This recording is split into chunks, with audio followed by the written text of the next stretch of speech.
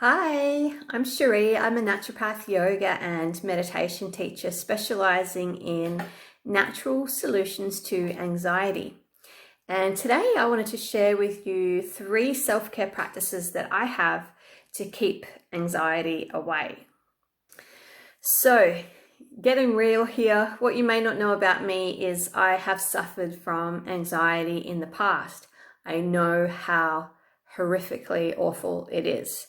I've had severe cases of anxiety. One attack ended up being so bad I had to go to the emergency room of the hospital, which was not fun.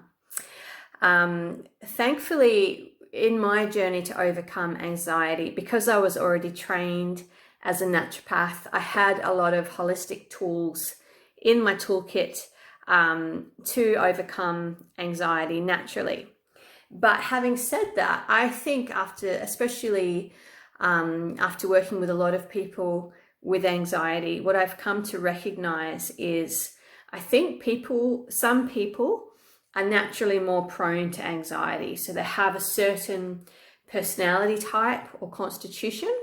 And so if you know you have that personality type or constitution, it's important even when you're not anxious to just take care of your nervous system to keep it in balance.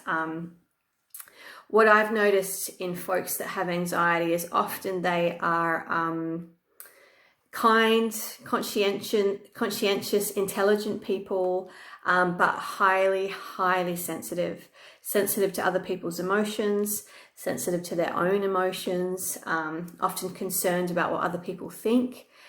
Very analytical, often very caught up in their own minds and thoughts, prone to worrying, often perfectionistic and can hold themselves to really high standards. And so when this more sensitive nervous system is stressed or under pressure, it can tip over into anxiety.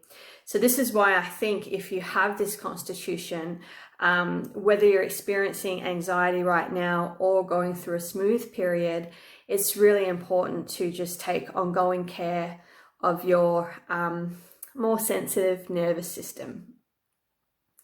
So, 3 practices that I have to keep my anxiety at bay. Touch wood, it's been several years since I've had an anxiety attack.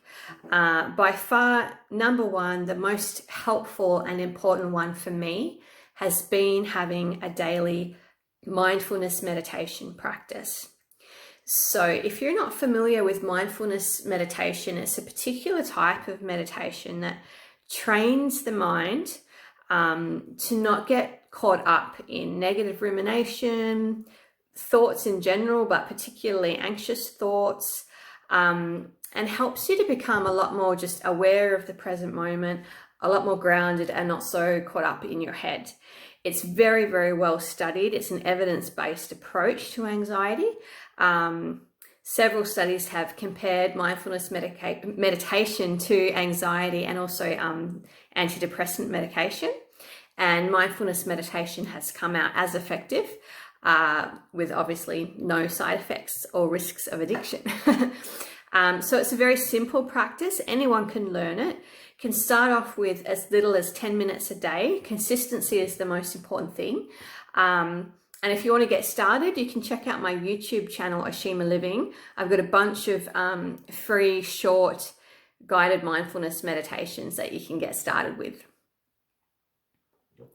So, number 2 in my self-care practices to prevent anxiety.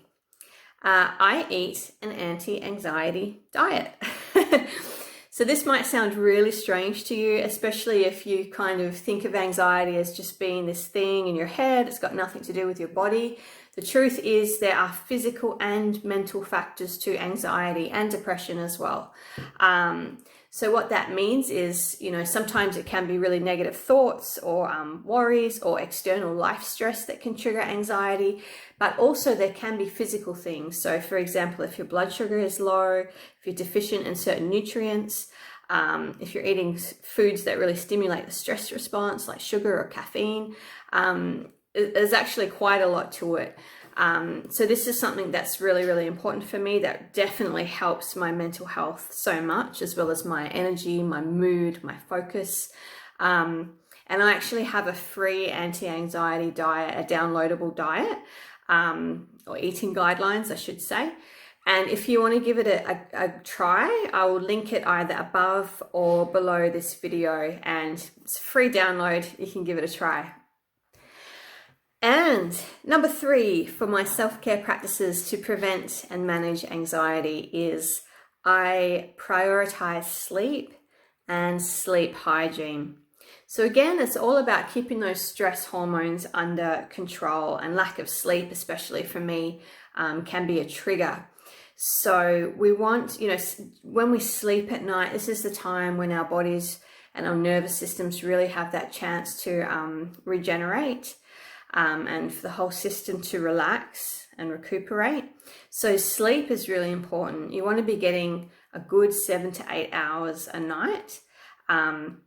So you want to prioritize going to bed early enough. And secondly, you want to make sure you're getting good quality sleep. So this is where sleep hygiene comes in. Sleep hygiene just refers to basically tips and tricks and habits that you can cultivate to improve the quality of your sleep. So this could be things like, getting off all of your devices 30 to 60 minutes before bed.